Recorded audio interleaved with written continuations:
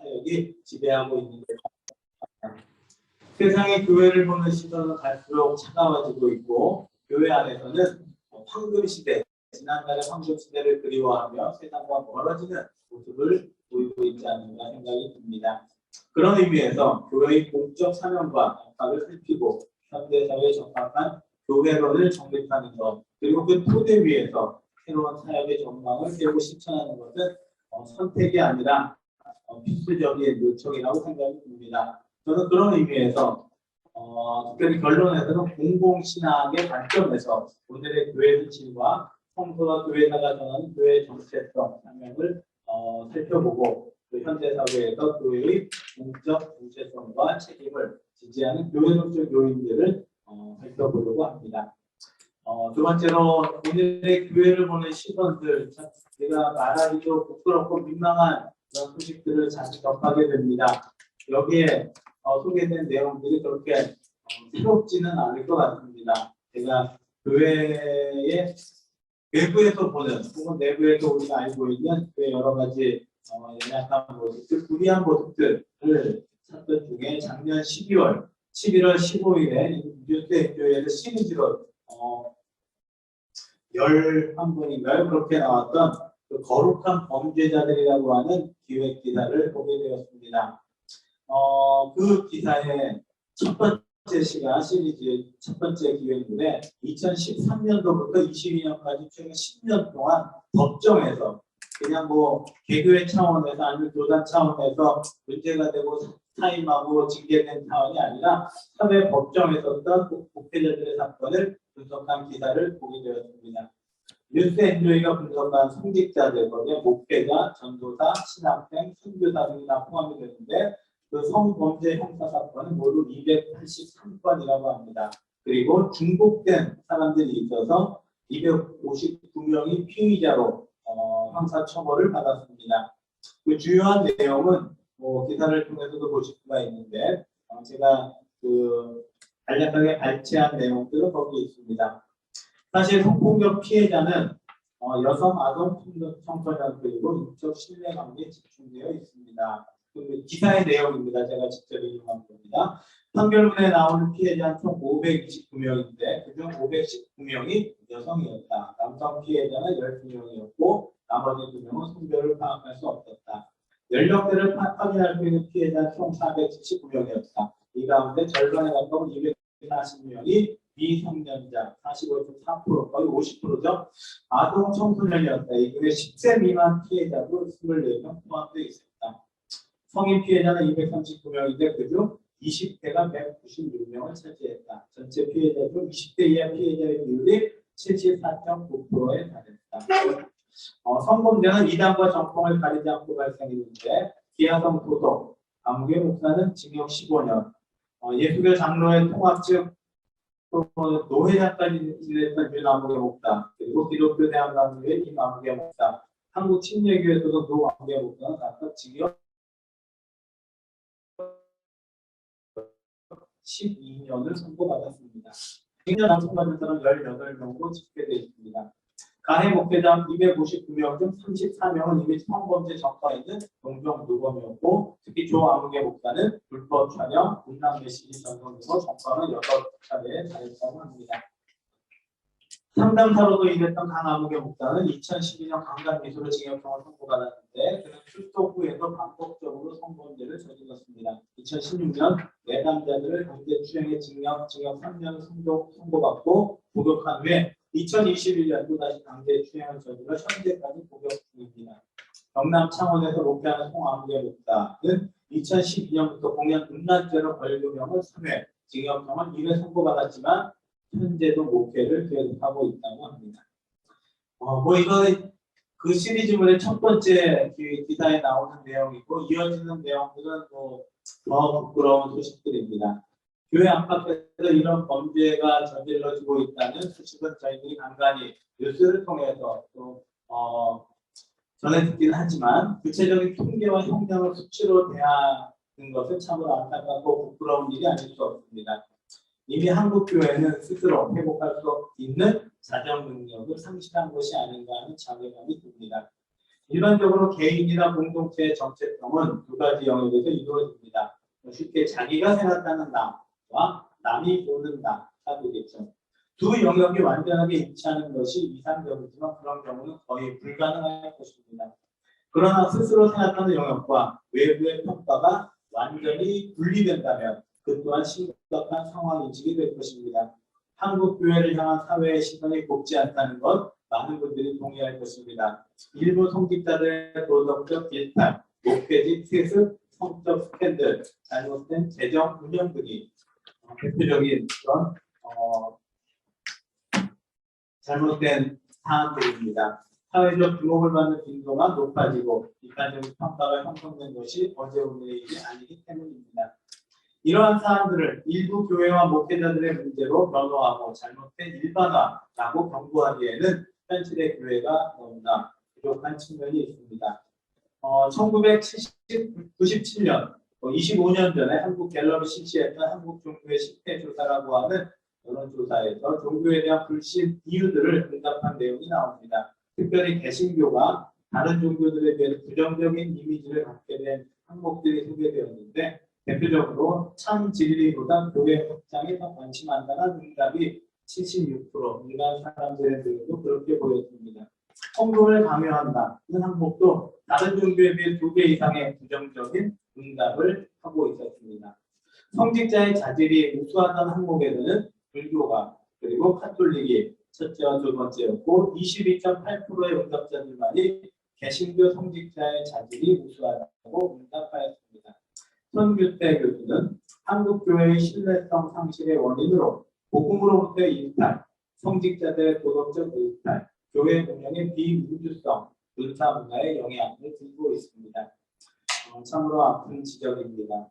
그리고 최근 지난주 25년이 지난 2023년 새로운 조사가 발표되었습니다. 한국 교회를 바라보는 세간의 시선은 어떻게 변했을까? 저는 그런 관심으로 이 자료집을 보게 되었습니다.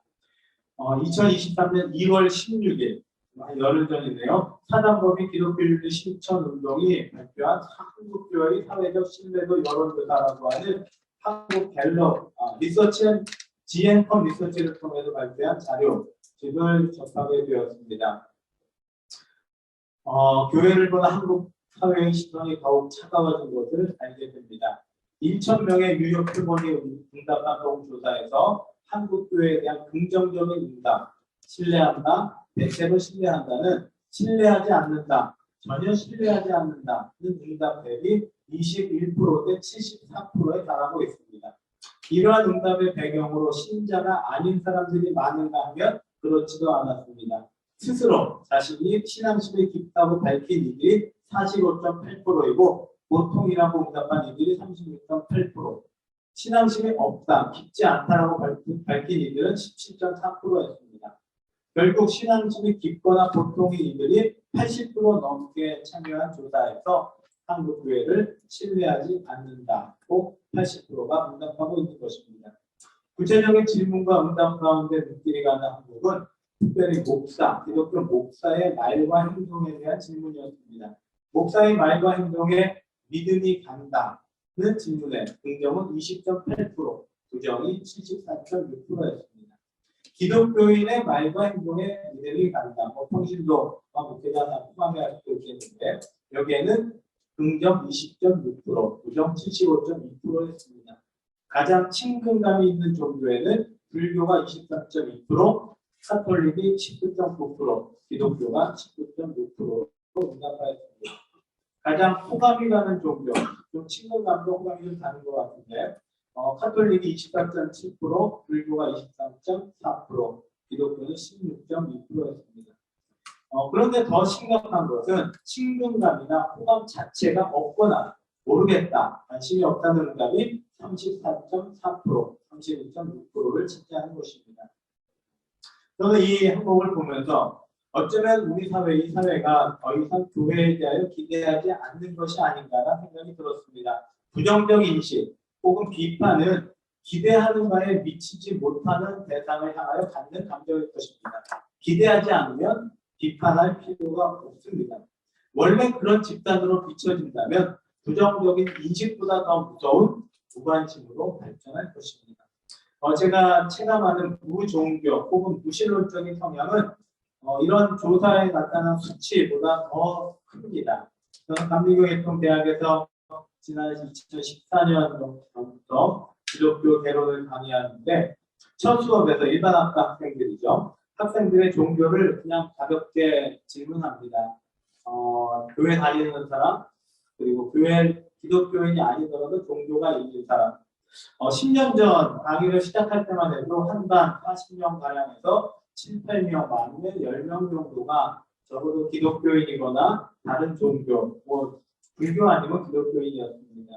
그러나 최근에 코로나로 비대면 수업으로 하고 있지만 코로나 전까지 3년, 4년 전에 그런 질문을 던졌을 때 한 반에서 한 명, 두 명이 기독교인이라고 밝혔고 한 명도 없는 반도 적지 않았습니다. 저는 체감적으로 우리 사회가 급속히 무종교 사회로 변하고 있는 것이 아닌지 심히 염려해 봅니다. 기독교윤리 실천운동의 여론조사 자료에 한국 교회가 가장 우선적으로 개선해야 할 요인들을 질문한 항목이 있습니다. 개선이 요구된다는 것은 가장 취약한 부분이라는 뜻도 될 것입니다. 이 항목에서 응답자의 절반이 한국 교회가 남에 대한 배려가 부족하다. 그리고 정직하지 못하다고 응답하였습니다. 기독교인이 남에 대한 배려가 부족하고 정직하지 못하다는 평가를 듣는다면 그것은 정말 그들의 신앙이 올바르다고 할 수 없을 것입니다. 심각한 현실입니다. 2000년 기독교 역사에서 교회는 길 잃은 영혼들을 주님께 인도하고 십자가 안에서 보여주신 그리스도의 사랑으로 세상을 섬기는 것을 사명으로 삼아왔습니다. 그러나 오늘의 사회는 교회가 그러한 사명을 충실하게 감당하지 못하고 있다고 평가하고 그렇게 보고 있습니다. 내적인 정체성과 외적인 정체성 혹은 평가 사이에 너무나 커다란 간격이 있습니다.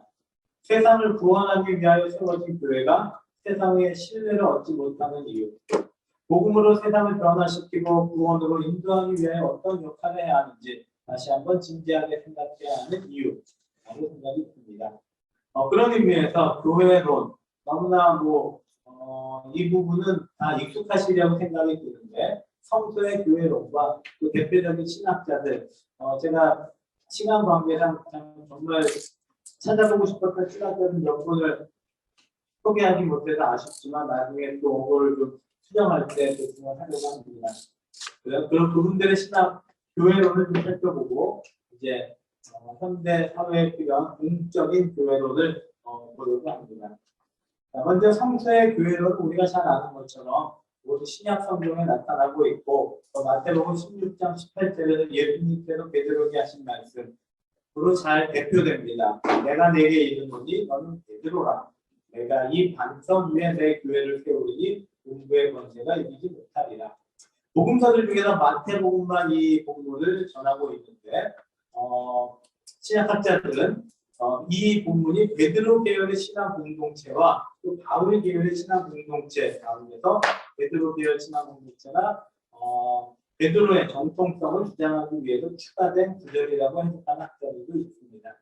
학자들의 입장차, 그렇게 본 학자도 있고 그렇지 않은 학자도 있겠지만 그래도 불구하고 이 본문은 오늘의 교회와 같은 제도적인 교회, 교파와 어떤 제도가 된 교회가 아니라 부활 이후에 제자들을 중심으로 형성된 신앙 공동체를 말씀하시는 것으로 우리 입장이 많습니다. 바울은 이방인을 위한 사도로 활약하면서 많은 교회를 세웠습니다. 신약 성서의 교회는 바울이 세운 교회들에 보낸 서신들을 통하여 주로 성직이 되었다고 볼 수 있습니다. 바울은 자신이 세운 교회들에 보낸 편지들을 통하여 교회의 토대와 목적을 밝혔고 선교와 목회의 가이드라인을 보여주었습니다. 바울은 예수 그리스도를 통하여 나타난 하나님의 구원의 역사가 교회를 통하여 나타나야 한다고 믿었습니다. 그 위에 사도행전에 소개된 것처럼 성령의 임재와 역사를 통하여 교회가 되어간다고 보았습니다. 바울은 성령이 인도하고 역사하는 교회가 올바른 교회라고 가르쳤습니다. 이러한 가르침은 세 가지 특징 혹은 이미지로 요약이 되는데 하나님의 백성, 그리스도의 몸, 성령의 전이라고 하는 이미지입니다. 바울은 유대인들이 스스로 정의하였던 하나님의 백성이라는 정체성을 이방인들에게 확대하면서 교회가 이스라엘의 언약 백성의 신분과 유업을 이어간다고 보았습니다. 그리스도의 몸이라는 표지는 교회의 통일성과 지체의 다양성을 설명하는 가장 좋은 개념입니다. 각기 다른 형태와 기능을 가지고 있다 하더라도 한 몸을 붙어 있기에 한 지체, 한 몸에 속한 지체라고 하는 의미이기 때문입니다. 예수님의 진상 사역 중에 예수님을 따랐던 사람들이 누구인지 알아볼 필요가 있습니다. 다양한 사람들이 예수님의 기적과 말씀, 부활 사건을 보거나 듣고 따랐기 때문에 상세하게 구분하기는 어렵지만 크게 두 부류로 구분하면 가족을 떠나 전적으로 예수님과 함께했던 풀타임 제자들이라고 볼 수 있고요. 그들은 예수님이 선포한 하나님 나라에 대한 가르침과 성도의 사명을 공유하며 활동했던 사람들입니다. 다른 이들은 가족과 직업을 유지하면서 예수님을 따랐던 사람들인데 그들은 예수님과 제자들에게 음식과 숙소를 제공하고 재산을 기부하고 옆에서 봉사한 사람들입니다. 반면에 유대인들이 중심이 된 예루살렘 교회를 떠나 제가 봤던 자료가 축출된이라고 하면 제가 좀 표현하기가 그래도 떠났다고 말씀을 드리면 그들은 예수님의 가르침대로 율법에 비판적인 입장을 견디는 헬라파 그리스도인들의 중심이 된 안디옥 교회가 있었습니다. 그들이 처음으로 교회 밖의 사람들에게 그리스도인이라는 명칭을 받았고 바울 계통 교회의 선구자가 되었습니다. 두한이라고 하는 신학학자는 바울 교회의 특징을 하나님의 백성, 새로운 피조물, 그리스도의 몸, 교제, 에클레시아라고 하는 5가지 모델로 설명했습니다.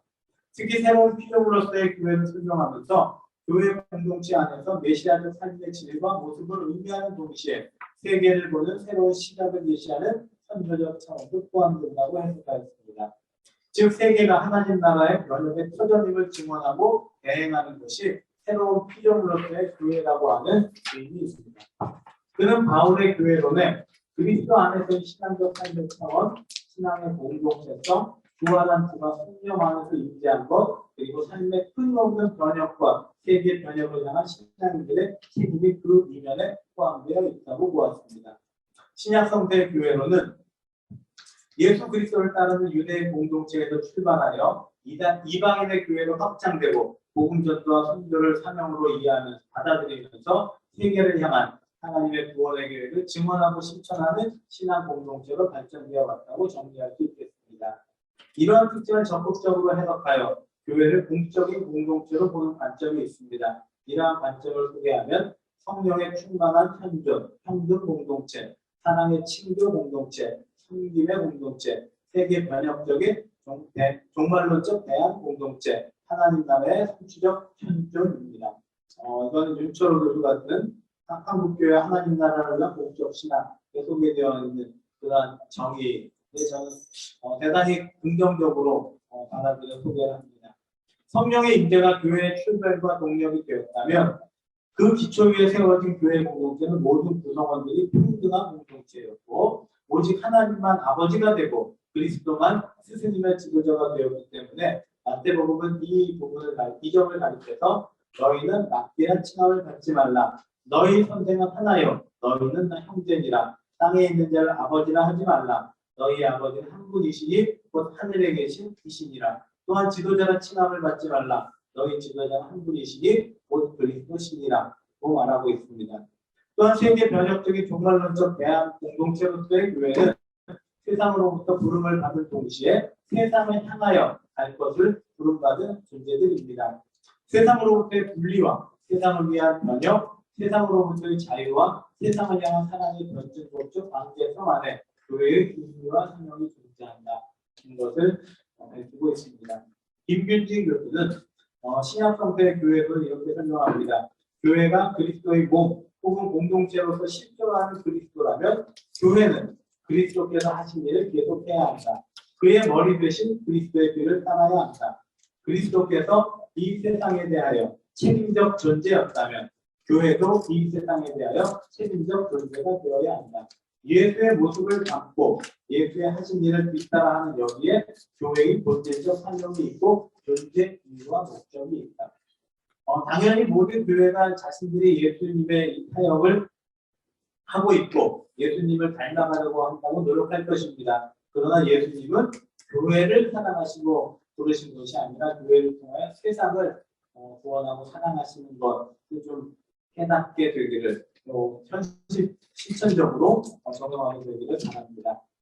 두 번째로 신학적 교회론, 여기서 어거스틴과 아퀴나스, 칼바르트, 그다음에 몰트만을 소개했는데요. 이 부분은 조금 지나가도 될 것 같습니다. 너무 많이들 익숙하신 내용 같고요. 어거스틴 이제 초대교회 교회론, 초대교회 교회론은 이제 보편적인 교회론을 주장했고, 아퀴나스는 중세기에 이분은 이제 통례론적 로마 교황을 정점으로 하는 성직자 중심의 교회론을 주장했다는 거죠. 교회는 어떤 흐름 같은 거를 보여드리려고 소개를 했습니다. 칼바르트의 교회론, 저희가 칼바르트 너무나 익숙하게 이름을 알지만 그분의 방대한 신학을 다 이해하기는 어려운데 그분도 대표적인 화해론을 통해서 그리스도를 통하여 하나님과의 세상이 화해한다라고 하는 그 중심에 교회가 예수 그리스도와 같은 사명을 감당해야 한다, 직분을 감당해야 된다고 말했습니다. 하나님, 세상, 교회라고 하는 커다란 세계의 영역을 칼바르트가 어쩌면 가장 미치기에 속하는 초기의 어떤 제안으로 제시했던 것 참으로 위대한 신학자라고 보여집니다. 제가 젊을 때부터 좋아했던 신학자들은 한국에서 가장 대중적인 또 공감을 얻는 신학자가 몰트만 교수죠. 몰트만 교수 아직까지 생존해 계신 분인데 이분의 그 교회로는 특히 저희들에게 많은 그런 가이드라인이라고 해야 되나요? 많은 그런 방향성을 제시해 줍니다. 그래서 그분의 신학이 수많은 저서들이 있지만 희망의 신학으로부터 출발해서 십자가에 달리신 하나님, 성령의 능력 안에 있는 교회, 또 이렇게 3부작으로 대표적으로 완성이 되었고 그 밖에 여러 신학들, 특히 이제 최근에는 몰트만 교수가 공공신학적인 입장을 취하고 있는 것으로 보여집니다. 에큐메니컬 신학에서 다시 공공신학으로 발전해가는 확장이 가는 모습들이 오늘 우리에게도 많은 시타점을 주지 않나 생각이 듭니다. 몰트만의 교회로는 성령의 능력 안에 있는 교회라는 저서에 잘 나타나 있는데 거기에 제가 조금 그 부분은 함께 설명을 드렸습니다. 7페이지 두 번째 문단부터 읽어드리겠습니다. 몰트만의 교회로는 삼위일체적 교회론, 메시아적 교회론, 성령론적 교회론, 종말론적 교회론으로 구성된다. 삼위일체적 교회론은 삼위일체 하나님의 역사에 참여하는 교회의 본질과 사명을 논하고 있고, 교회는 삼위일체 하나님의 종말론적 하나님 나라를 향한 운동 혹은 하나님의 선교에 참여하는 공동체라는 것이다. 그는 참된 교회는 해방받은 자들의 찬양이다. 교회는 인간 상호 간의 연합, 사회와 자연의 연합, 피조물과 하나님의 연합에 참여한다고 말했습니다. 메시아적 교회로는 교회의 기초와 원인의 근거를 예수 그리스도에 있는 기독론적 중심성을 강조하고 있고, 그는 그리스도가 없으면 교회가 없다. 교회로는 하나님의 그리스도인 예수와 불가분하게 연결되어 있다. 교회가 자신에게 이름 지은 예수 그리스도의 교회는 그리스도를 그의 교회의 주체로 보고 교회의 삶을 그에게 교제하는 것을 요청한다. 교회로는 오직 기독론으로부터 발전하는 것이 있다. 교회로는 기독론의 결과요 기독론과 상응한다고 말했습니다. 그래서 그 직접 인용문처럼 교회는 역사 안에서 살아간다. 역사는 그 십자가에 못 박힌 그리스도의 부활에 의해서 기초되며 그 미래는 포괄적인 자유의 나라이다. 그리스도에 대한 살아있는 세상, 이 교회의 세상을 이 나라로 향하게 하고 이 나라에 대한 살아있는 희망이 그리스도에 대한 지칠 줄 모르는 세상으로 소급된다라고 이야기합니다. 그래서 전통적으로 교회의 사명을 두 가지로 복음 전파가 어떤 교회 성장과 개인 구원에 관계점이 있다면 하나님 나라 구현이 있다면 하나님 나라를 건설하는 것이 또 다른 면에 사회 선교, 사회 구원과 연결이 되는데 그 두 부분을 몰트만은 동일한 것으로 기독론에서 출발하는 그리스도의 사역에 교회가 참여하는 것으로 강조하고 있습니다. 자, 이번 발표의 본론으로 되는 네 번째 한국교회 공적 사명과 역할을 특별히 공공신학의 관점을 빌어서 소개를 해드리려고 합니다. 한국교회 사회에 요청되는 교회의 모습을 생각해 보겠습니다. 앞에서 제시한 것처럼 한국 사회는 교회에 대한 비판적인 시선을 넘어 부정적이고 심지어 적대적인 시각까지 보이고 있습니다. 이러한 현실에서 성서의 교회론과 신학자들의 교회론을 바탕으로 한국 교회의 방향을 찾는 것은 충분하지 않습니다. 세상의 복음을 전하는 본래의 사명과 함께 하나님이 창조한 세계 안에서 하나님의 창조의 목적과 계획을 드러내는 교회가 되어야 할 것입니다. 저는 그러한 방향을 이 감리교회 창시자 웨슬리의 교회론과 공공신학의 공적신학과 공적교회론에서 찾아보려고 합니다. 웨슬리에 대해서 여러분들이 너무나 잘 아실 것이기 때문에 그냥 넘어가도 될 것 같습니다. 저는 웨슬리는 에큐메니칼이라고 하는 개념을 당연히 몰랐고 쓰지 않았지만 진정한 에큐메니칼 사역 신앙을 했다라고 봅니다. 정말 한 개인 영혼을 구원하는 일과 사회를 변화시키는 일, 사회를 섬기는 일에 얼마나 적극적으로 해서 가장 웨슬리에게서 배울 수 있는 것, 여기에 여러 가지 그런 사례들이 나와 있지만 저는 한마디로 균형이라고 생각이 듭니다. 균형. 내 신앙과 실천의 균형을 잡고 또 교회 공동체의 가치와 함께 교회 공동체가 세상에 어떤 영향을 주어야 하는가, 그 균형이 잘 잡혀있는 가장 완전한 모델이 아닐까 생각이 듭니다. 오늘날 저희가 좀 실망하는 교회의 모습은 어느 쪽에 섞어든지 간에 균형을 잃어버려요. 어느 한쪽을 도외시함으로써 다른 한쪽에 편중되는 그런 모습들이 아닐까 생각이 들어서 웨슬리는 그의 모든 사역과 설교와 신학뿐만이 아니라 전체적으로 균형 잡힌 신앙의 모델이라고 생각이 듭니다. 그의 교회론도 성화 중심, 성례 중심, 영국 교회와 카톨릭 교회의 전통적인 그런 교회론을 밑바탕으로 하면서도 교회의 이치와 그리고 사회 개혁과 사회 선결을 추구하는 교회론으로 발전되었던 것. 이건 저희들이 끊임없이 우리 감리교회 목회자들과 감리교인들이 함께 확인하고 적용해야 될 방향이라고 생각이 듭니다.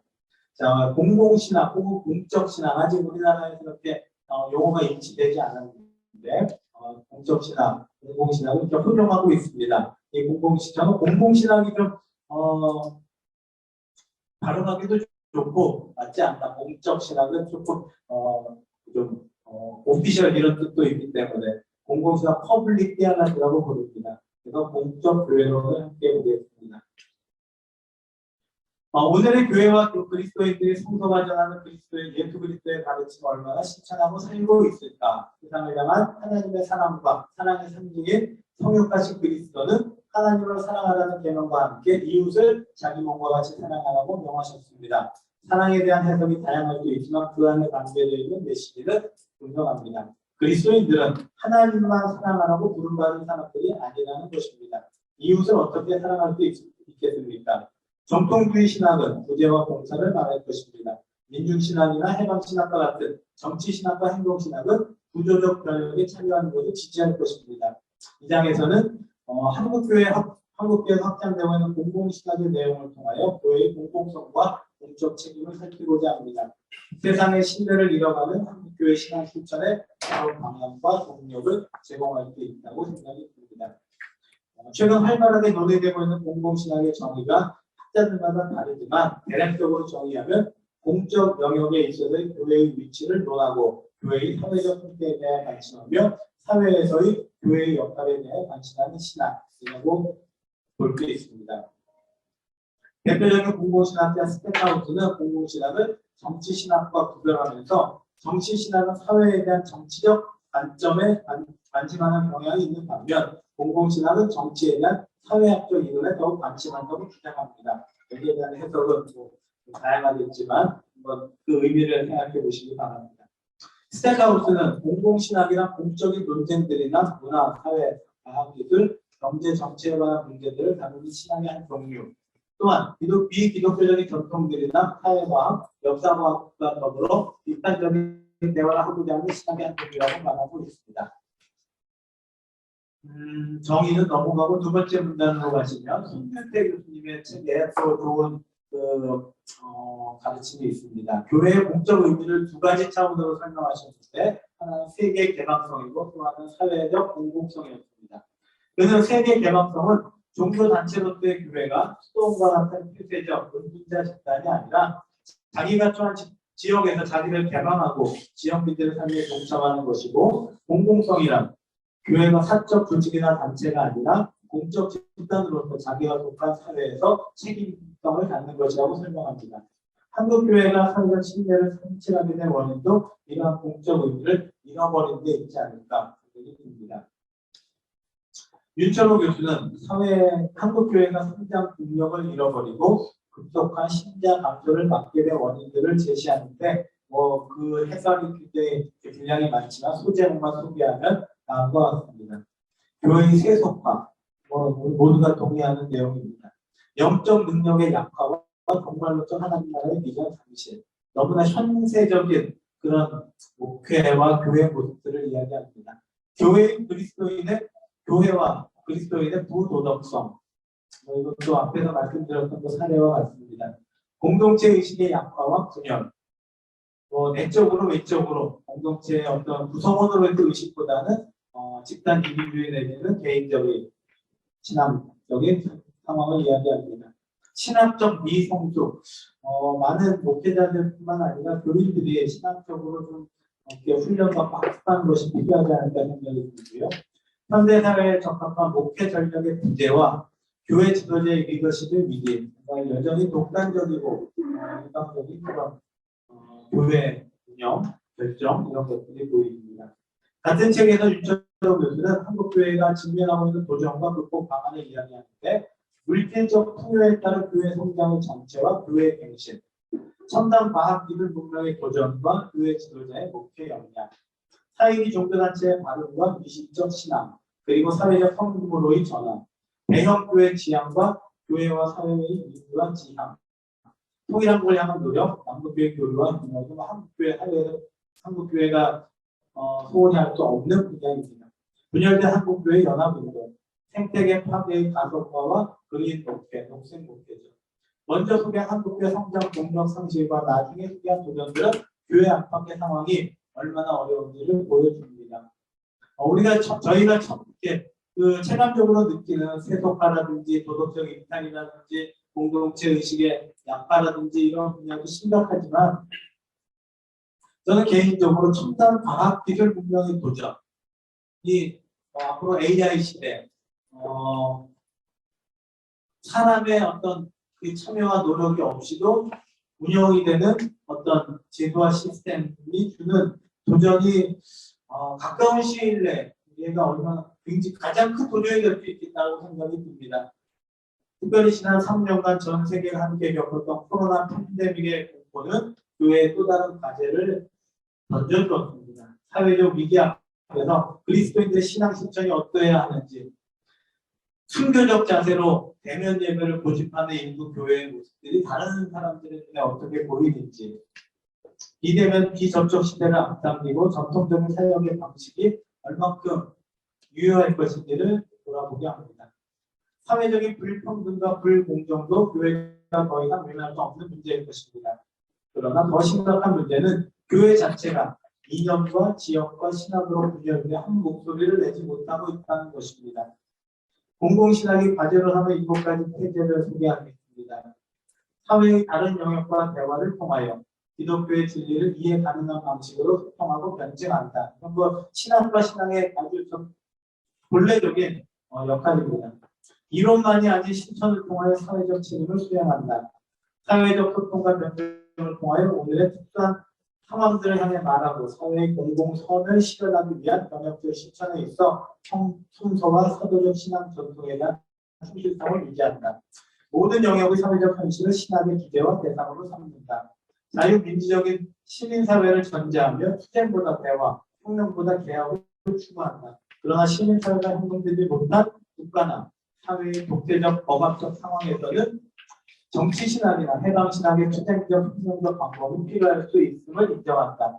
세계화의 순기능과 역기능을 평가하고 역기능에 대하여 비판적 입장을 가질 필요가 있다. 하나의 보편적인 신학이 아니라 다양한 시대와 다양한 상황에 적합한 다양한 형태의 공공신학을 논의한다. 공공신학의 형성적인 신학이라고 할 수 있습니다. 마치 민중신학이나 해방신학처럼 하나의 협의의 신학일 수도 있고 모든 에큐메니컬 신학이나 아니면 현대신학과 같은 메타 범주에서 많은 그 신학들을 아우를 수 있는 범주이기도 합니다. 그러나 교회의 공공성과 공적인 책임을 중심 주제로 다룬다는 점에서 저는 공공신학의 그 주된 내용들이 교회의 실천, 공공성에 기여하는 실천, 뭐 저희가 보기엔 너무 이렇게 좀 낮은 차원의 시민사회 수준의 그런 운동으로 보이지만 사실은 민중신학이나 해방신학이 관심하는 모든 분야에 적극적으로 참여할 것을 가르치고 있습니다. 때문에 한국교회의 공적인 신앙 실천에 있어서 굉장히 유효한 그런 안내자가 될 수 있을 것이라고 생각이 듭니다. 현대사회는 날이 갈수록 복잡한 이해관계가 형성이 되고 다양한 문화와 집단이 출현할 것입니다. 이러한 환경에서 교회는 세상을 향하여 그리스도의 복음을 전하되 세상이 이해하고 동의할 수 있는 방식과 내용을 찾아야 할 것입니다. 세상이 먼저 교회를 향하여 공적인 모습을 보이고 사회 구성원의 책임을 감당하라고 요청하고 있기 때문입니다. 나가는 말 맨 마지막 두 줄을 읽어드리겠습니다. 마태복음 5장 16절의 말씀입니다. 이같이 너희 빛이 사람 앞에 비치게 하여 그들로 너희 착한 행실을 보고 하늘에 계신 너희 아버지께 영광을 돌리게 하라. 우리 한국교회에 필요한 말씀이고 방향이 아닐까 다들 아시겠지만 그렇게 생각합니다. 감사합니다. 시간이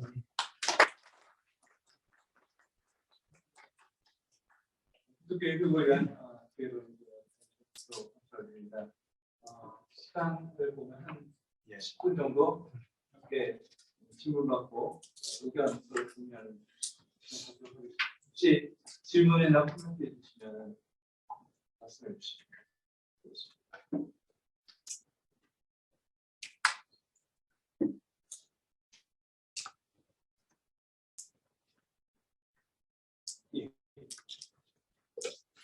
늦게 와서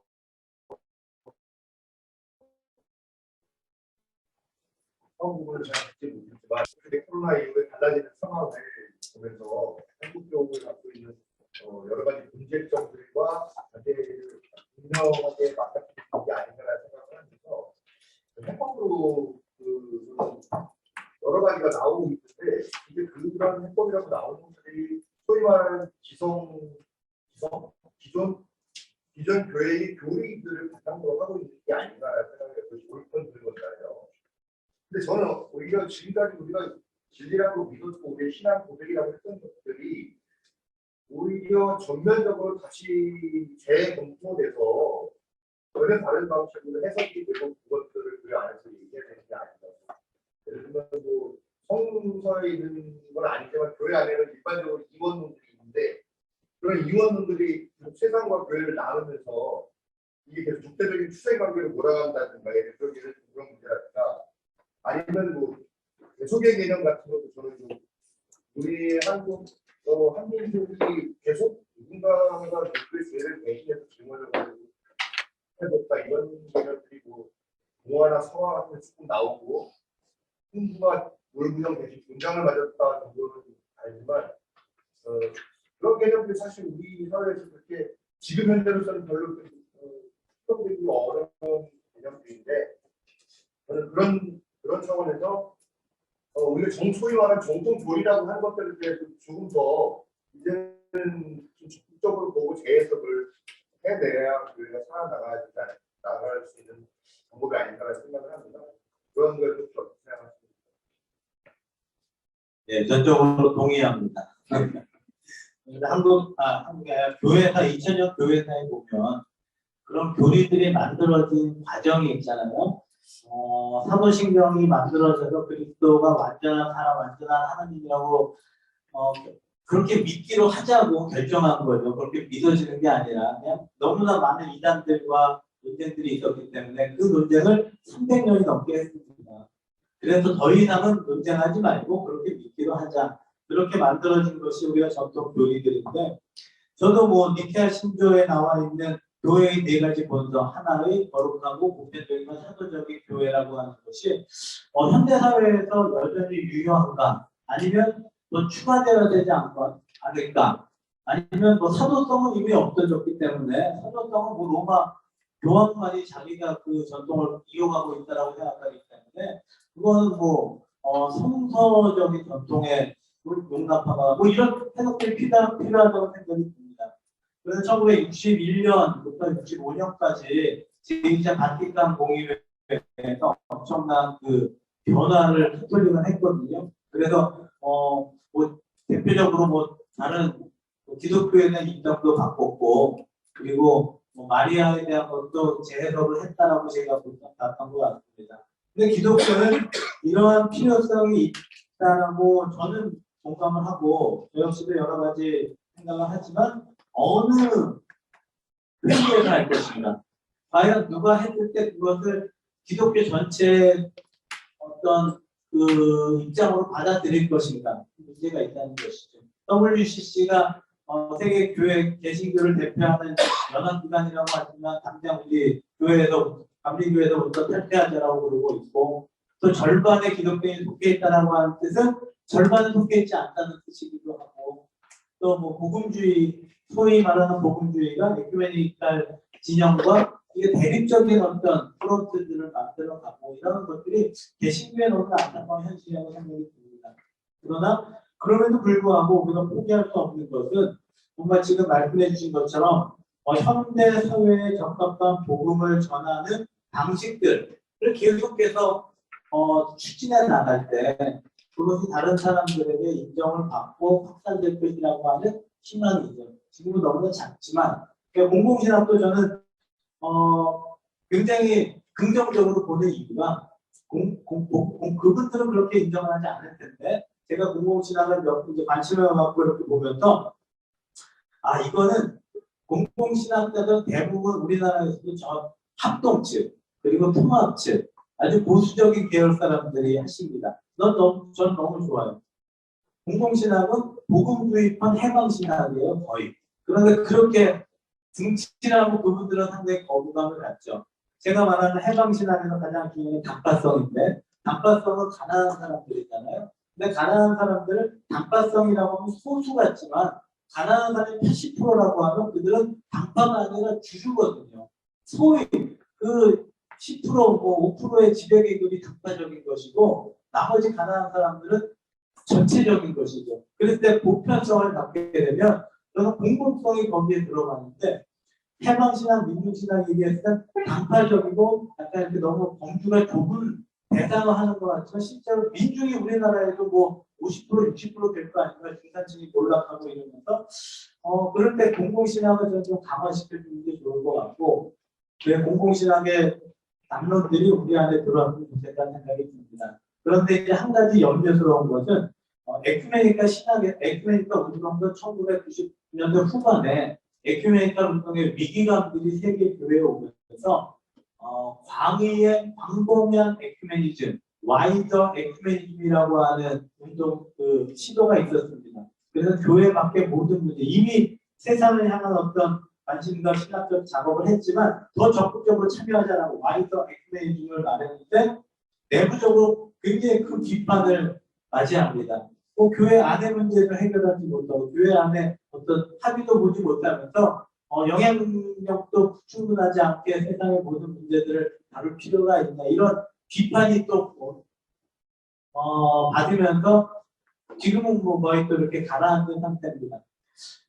거기는 에큐메니즘이라고 하는 말을 썼기 때문에 그렇지 않을까. 저는 공공신학이 에큐메니칼이라는 말을 사용하지 않는 에큐메니칼 운동이 되지 않을까라고 기대를 합니다. 그래서 저희가 긍정적으로 받아들이면서 좀 지지해주면 뭐 거기에 우리가 갈 필요는 없겠지만 수용하고 내용들이 그렇게 되면 좋겠다는 생각을 하고 거기에는 지금 말씀해주신 기존 교회가 해결해야 될 어떤 신앙적인 문제, 교리적인 문제들도 포함하고 있다고 보여집니다. 네, 감사합니다. 또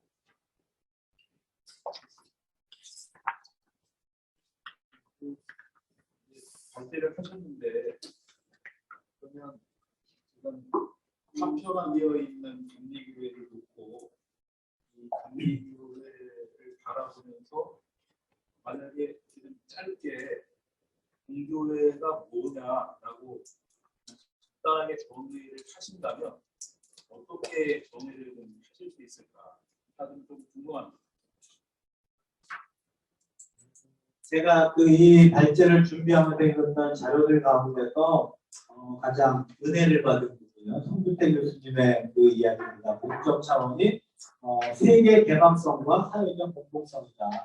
그래서 우리가 그냥 단순하게 어떤 구체적인 사안에서 뭐 종종한 대화, 다른 종교의 관계라든지 아니면 사회적 약자와의 연대나 지지라든지 뭐 다 필요하지만 그것을 좀 큰 틀에서 세상을 향한 우리를 연다. 아니면 우리가 예수님을 닮으려는 사역을 할 때 자주 하는 표현이 세상을 섬긴다는 거 아니겠습니까? 섬긴다는 것은 내가 가지고 있는 생각을 주입하는 게 아니라 상대방의 입장에 상대방이 유익하도록 행동하는 것이라고 하면 세계를 향하여 우리를 여는 것. 그래서 교회가 우리 감리교회 안에도 우리 그린 목회, 환경연대 중심으로 해서 녹색교회 이런 개념들을 실천하는 교회들이 있다고 생각을 합니다. 그래서 결국은 포기하지 않고 끝까지 가는 것, 도시에서 농촌에서 지역에 뿌리를 내리고 정말 대형 교회가 하지 못하는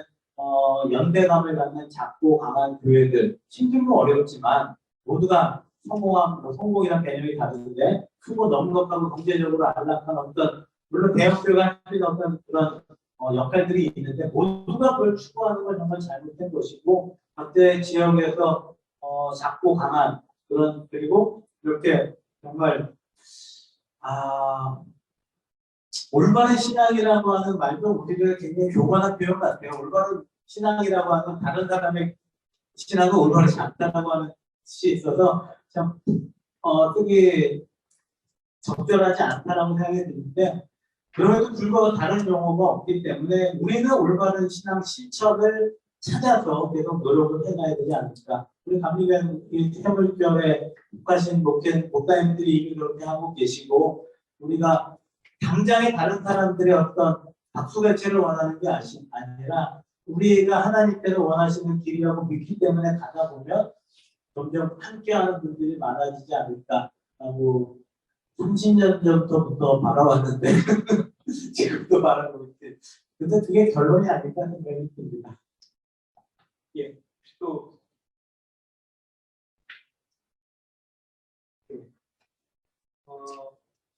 예.